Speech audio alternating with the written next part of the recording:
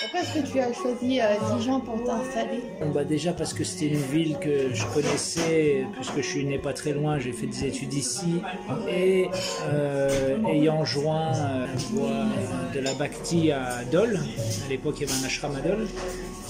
Et quand Dole s'est effondré, on pourrait dire, ou quand Dole n'était plus un ashram, et ben avec un dévot on est venu à Dijon et on a loué un appartement. On avait déjà fait une sorte de mini ashram d'appartement avec un dévot qui s'appelle Krishna Kumar, qui est canadien. Maintenant il vit au Canada et c'est d'ailleurs là que Radhanath a joint à travers ce petit appartement, cet ashram.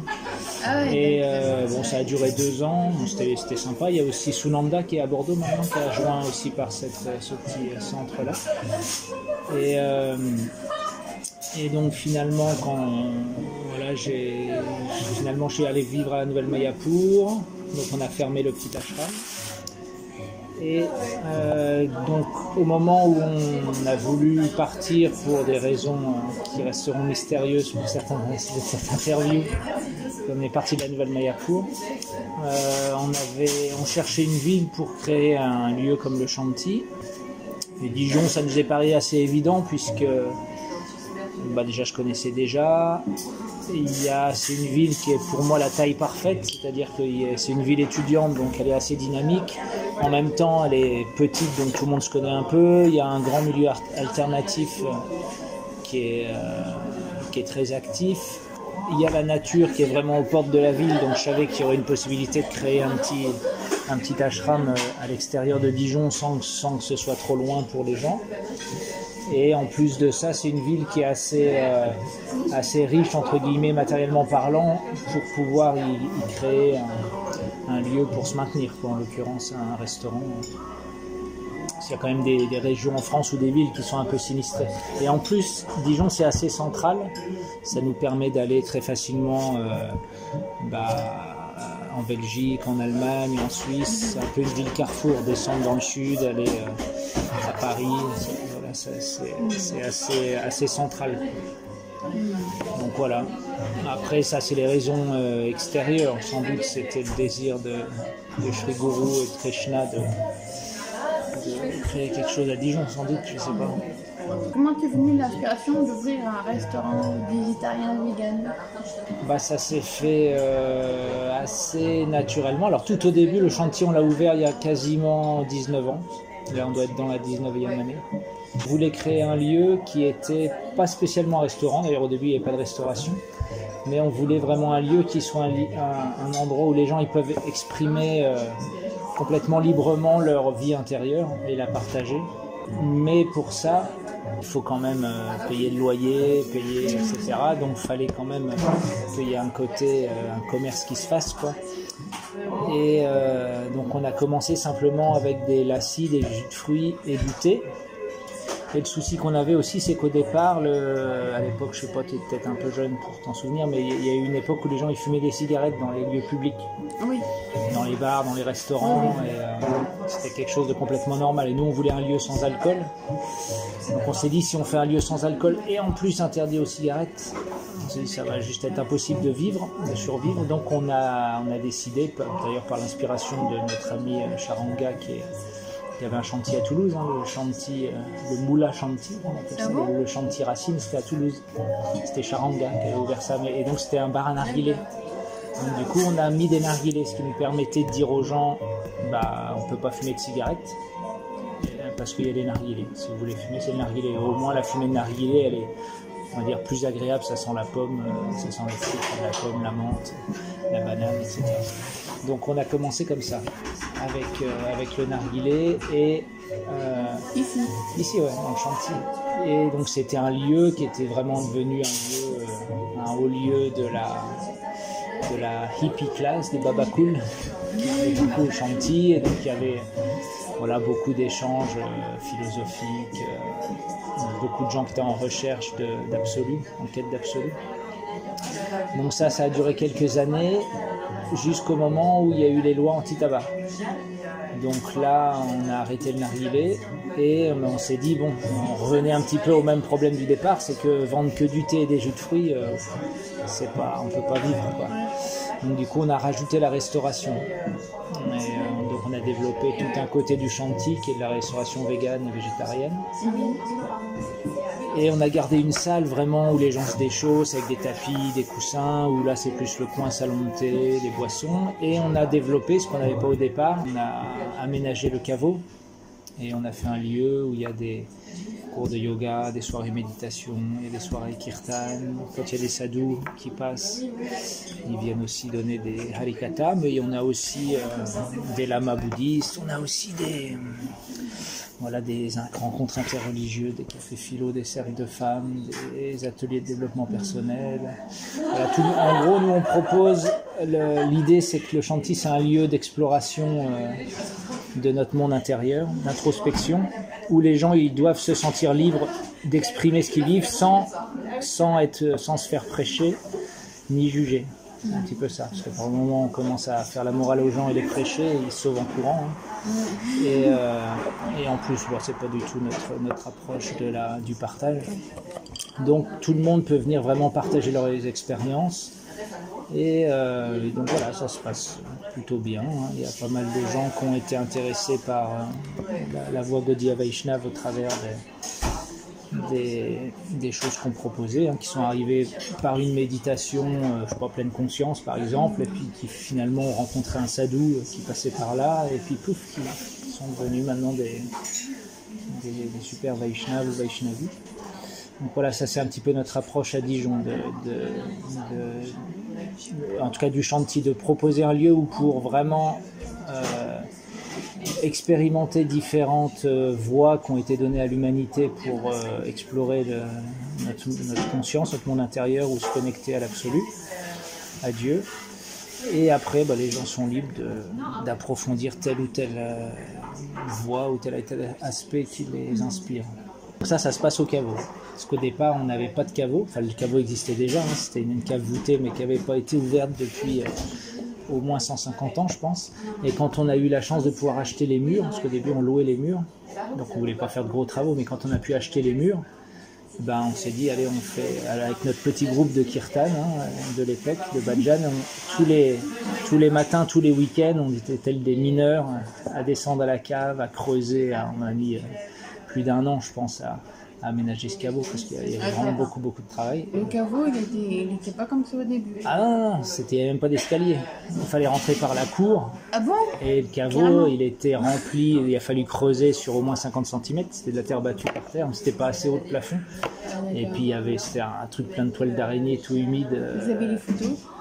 Peut-être, j'ai encore des photos, je sais pas quoi. Mais en tout cas, c'était un travail de titan. Mais c'était un super service parce qu'on savait que ça allait. C'est un petit peu comme le chantier, pour moi, c'est aussi une personne, quoi. Une personne qui a maintenant, qui est ado, quoi, qui a 19 ans.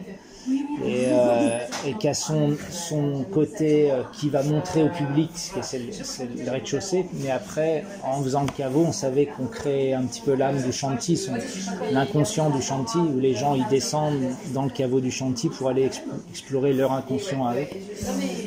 Et donc c'était un super service pour notre sangha de créer ça. Et puis voilà, maintenant c'est devenu un lieu incontournable. Il y a une porte là-bas, il y a un caveau. Une porte qui donne sur la cour, si tu veux? Oui, il y a une porte qui donne sur la cour, mais pas dans ce caveau-là. Dans l'autre, il y a un deuxième caveau qui est notre stock de nourriture. Et donc on rentrait par là-bas, par le caveau stock de nourriture, et ça allait jusqu'au caveau qui est maintenant la salle d'exploration des consciences. Et il est moins grand que celui-là. Lequel? Celui pour stocker la nourriture, il est un petit peu moins grand. D'accord. Ouais.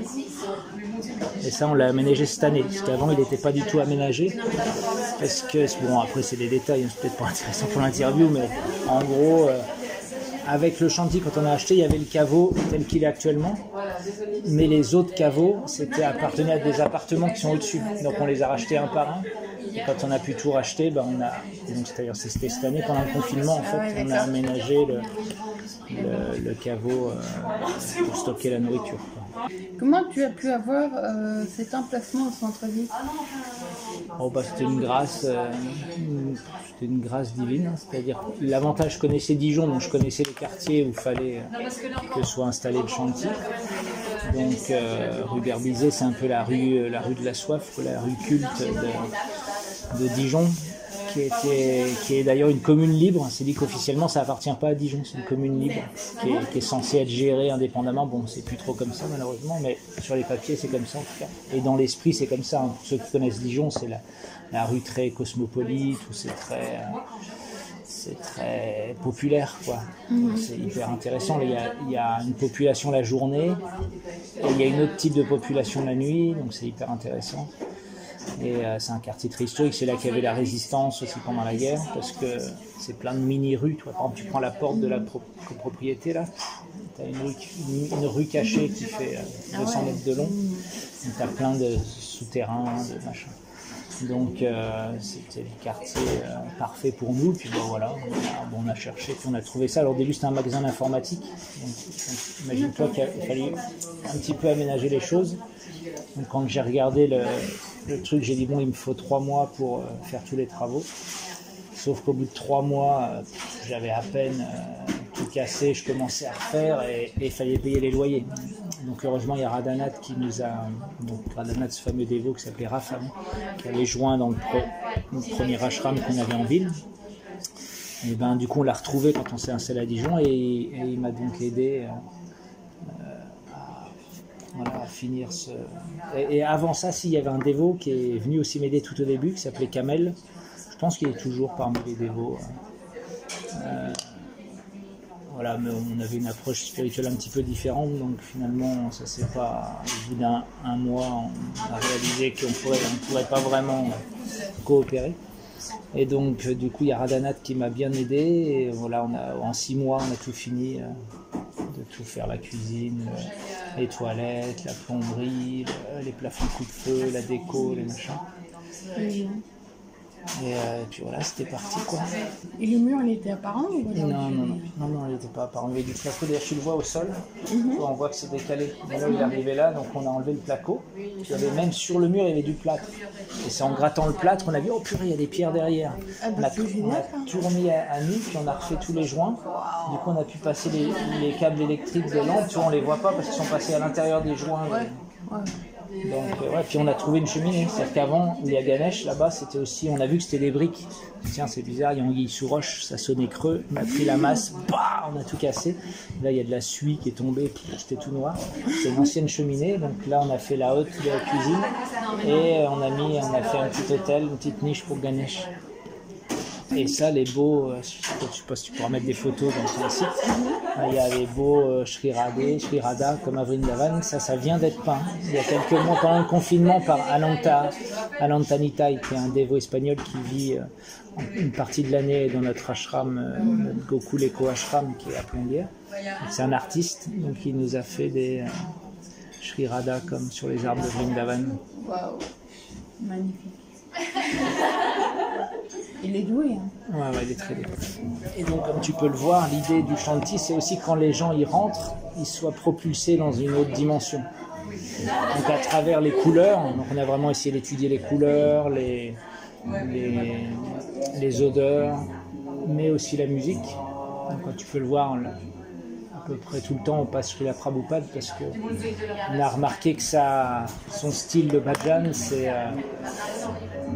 très apaisant pour le mental. Parce qu'il existe des beaux kirtans dans nos traditions, mais qui sont très jolis, que j'adore, mais qui ne peuvent pas aller dans un lieu public parce que ça commence doucement, puis ça finit, ça hurle de partout. Donc c'est sympa quand on est dans le kirtan qu'on danse, mais pour les gens qui écoutent, c'est pas à la rigueur quelqu'un qui écoute le kirtan d'un bout à l'autre, c'est-à-dire qui est assis, puis qui s'absorbe dedans, ça va, mais quelqu'un qui rentre dans le chantier au moment où il y a le pic, il se demande ce qui se passe, quoi. Alors que chez la Prabhupada, c'est très hypnotique un petit peu. Donc les gens, ça les apaise complètement. Quoi. Et puis, bien sûr, c'est aussi la voix d'un pur dévot. Shuddha Bhakta, ça pénètre sans doute dans le cœur des personnes. Donc pour moi, là, c'est vraiment important que l'atmosphère soit, on veut pas un lieu impersonnel où les gens ils viennent juste manger, quoi. L'idée c'est que les gens ils arrivent et ils laissent à la porte en gros leurs problèmes, leurs préoccupations, et ils viennent là et ils sentent qu'ils sont transportés dans un autre monde, que toutes les discussions qu'on ont lieu ici, c'est souvent des discussions introspectives quoi, sur le but de la vie, sur des choses comme ça. Donc tout ça, ça crée une sorte d'âme au shanti qui pousse des gens, même qui ne sont pas spécialement dans une démarche spirituelle, mais à au moins expérimenter une paix de l'esprit, voilà, qui repartent du shanti détendu, qui a eu d'ailleurs le slogan du shanti Food for the Spirit, ça veut dire la nourriture pour l'esprit. Donc le shanti, c'est pas juste un endroit où on vient manger pour le corps, mais il faut que ce soit aussi une nourriture de l'esprit, quoi. Ça, c'est important. Donc c'est devenu aussi un lieu social, hein. Il y a aussi beaucoup de gens qui viennent pas pour manger, qui viennent là, qui se posent, qui prennent une tisane, qui discutent, qui lisent. On a une petite bibliothèque avec des livres spirituels. Et souvent spontanément, puis il y a des discussions qui démarrent, des gens qui se rencontrent. Il y a aussi beaucoup de voyageurs qui passent, parce qu'au fur et à mesure des années, on a été mis forcément sur les livres de voyage ou les sites de voyage, et donc il y a beaucoup de gens qui s'arrêtent au shanti. D'autant plus qu'on est ouvert de midi à minuit en non-stop, donc ils peuvent passer au milieu de l'après-midi, ils savent qu'ils peuvent manger, qu'ils peuvent avoir aussi on donne aussi beaucoup de conseils aux gens de passage sur les lieux un petit peu à visiter aux alentours, surtout dans la nature, des lieux un petit peu cachés. Pourquoi tu as choisi ce nom, le shanti? C'est déjà parce qu'à Toulouse c'était le shanti, donc au début je voulais pas prendre ce nom-là. Je me suis dit, je pensais que ça ne ferait pas plaisir. Et puis finalement c'est Charanga qui m'a dit pourquoi tu l'appelles pas le shanti, comme ça les gens ils savent, s'ils connaissent le shanti de Toulouse, ils viennent à Dijon, ils savent, tiens shanti, ils savent que ce sera la même ambiance.